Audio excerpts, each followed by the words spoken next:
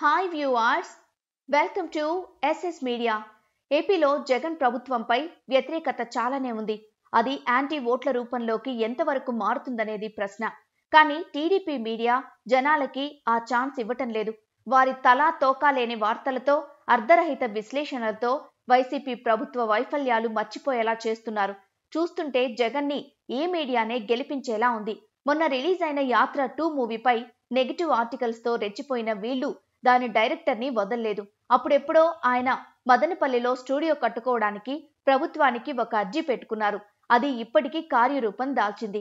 దానికి TDP media వక్ర భాష్యాలు చెప్తూ 3 రోజుల నుంచి పుంఖానుపుంఖాలుగా ఒక్కటే కథనాలు.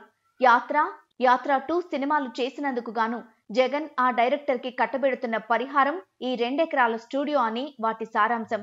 నిజానికి సినీ ఇండస్ట్రీ నుండి ఎవరు ముందుకొచ్చినా వారికి స్టూడియోలు పెట్టుకోవడానికి స్థలాలు ఇస్తామని జగన్ ప్రభుత్వం ఎప్పుడో చెప్పింది. దానికి కట్టుబడి ఇప్పుడు యాత్ర డైరెక్టర్ మహివి రాఘవకి 2 ఎకరాల ల్యాండ్ ఇస్తుంది. అది వెనుకబడ్డ రాయలసీమ ప్రాంతంలో. దీనివల్ల అక్కడ ఆ ప్రాంతం అభివృద్ధి చెందుతుంది. చాలా మందికి ఉపాధి దొరుకుతుంది. ఇవన్నీ వదిలేసి జగన్ మహికి మధ్య క్విడ్ ప్రోకో జరిగిందని ప్రచారం చేస్తున్నారు. పైగా అతని కులం కూడా బయటకు తీసి దిగజారి రాతలు రాస్తున్నారు. అసలు టీడీపీ హయాంలో స్టూడియోల పేరిట, అభివృద్ధి పేరుతో ఎవరికి ఎన్ని వేల ఎకరాలు దోచిపెట్టారో జనాలకి తెలియదనుకుంటున్నారా?